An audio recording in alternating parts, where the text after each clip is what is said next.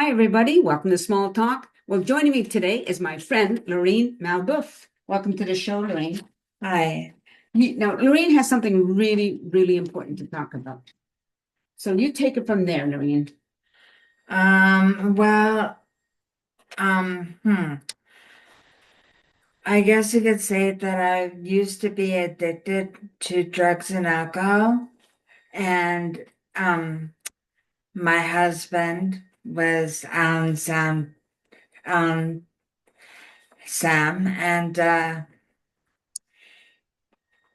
he was a really nice guy, and we were going to be married, and We went, we were actually going to go and pick up his best friend who was the best man at our wedding. And so we went to Kelowna and he was actually, yeah, I think it's up in Kelowna.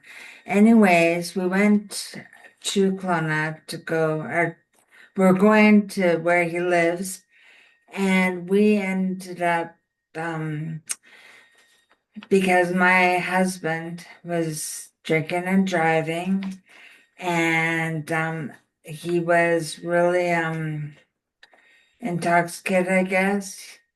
And the car went over a culvert, and it wasn't like way down or anything, but it was a culvert, and the car flipped. But it was like we didn't go up the mountain; it just kind of like flipped and landed on its back.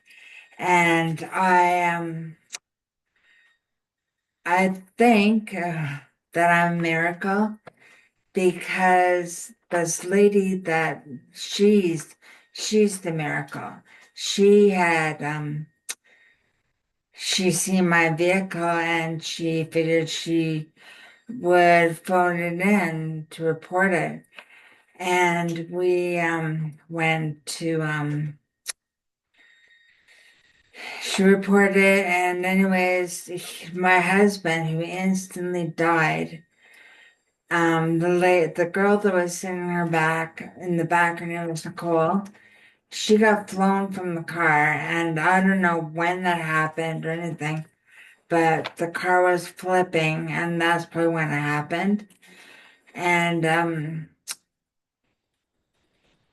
oh, she she's a good lady or girl, a lady, and hmm. Yeah. So anyways, I have head injuries, and that is the one thing that I have to get over. Like it took me how long? It took me a life to get here now to speak of my problem because of addictions and alcohol and all that gross stuff that makes your mind all messed up. Um, I am now I'm sober, after a lot of reconstruction. Like I had to get a brainwash. I had to go to AA, I had to go to NA. I had to do all this stuff. And now I am pretty much joy have been free because I have to be very grateful for life itself. I'm not I don't take it for like I I don't take it for granted. Like I know, what it has done to my life. And my son, who is Dylan, um yeah, and he's everybody that's in my life now is like basically sober, and that's the miracle of this whole thing. I'm I know, like, it's it's something that you just have to go through, but I don't want anybody to go through it because life, it gets really crappy, and I will always miss Sam. He will always be a part of my life. I get up and my son looks exactly like him. Dylan, he looks exactly like him and he talks like him and all that stuff. So all I'm just all I'm saying is think about the big picture before you jump into the vehicle and drinking and driving. I do drive a scooter and I can get here and there, but um yeah, it's yeah. Sorry. So I'm just I really want to say that think about the big picture, please. So are there places in every city where there's an AA? Probably, right? Everywhere. A is everywhere. NA is everywhere. What is NA? Is drugs. But it doesn't matter. AA I went to because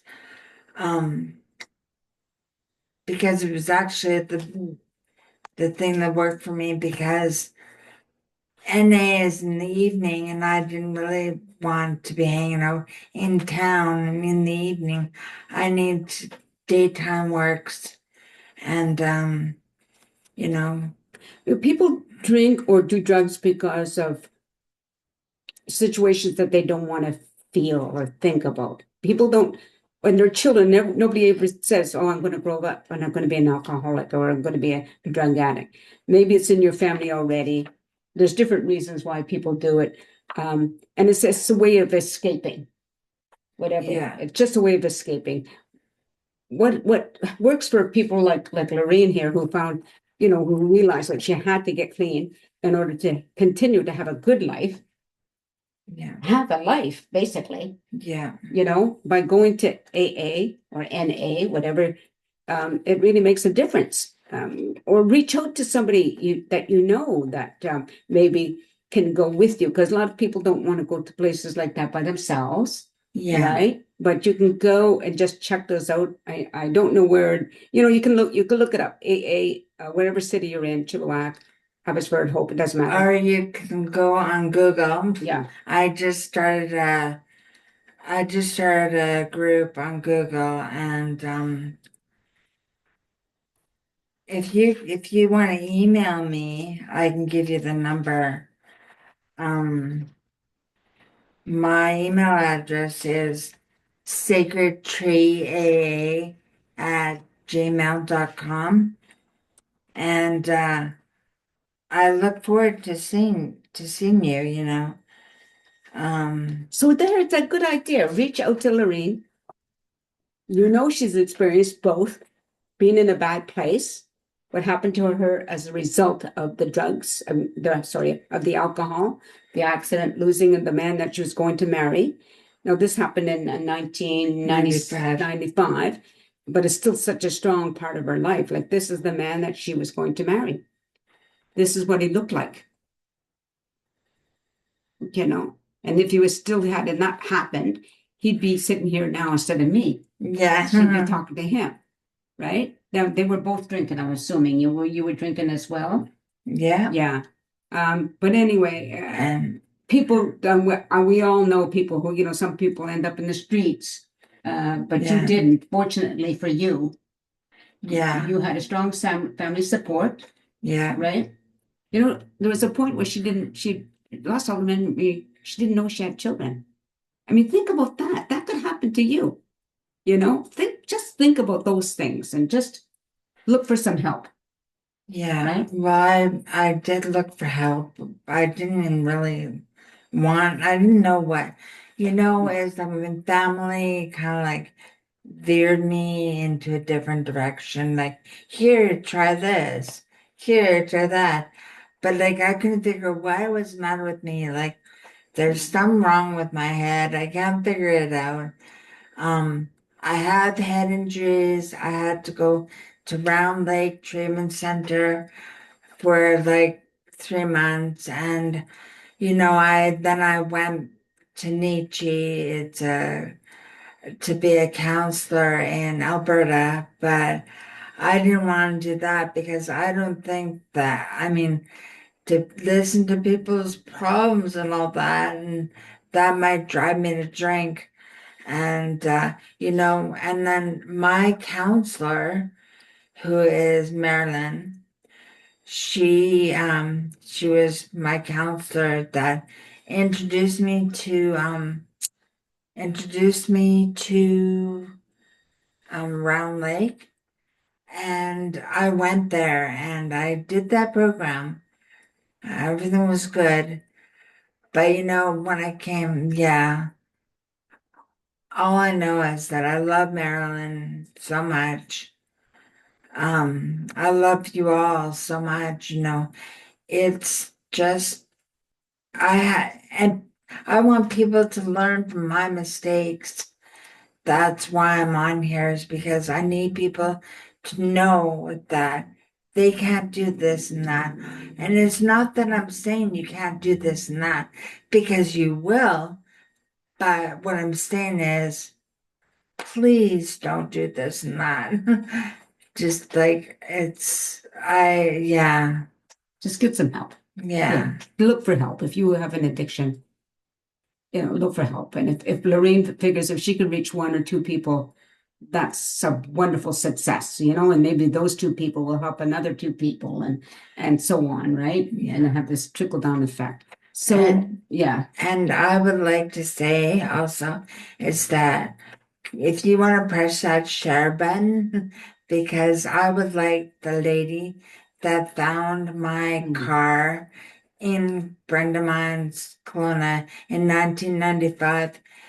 She's out there. I know she'll see this. And, she is the one that performed the miracle.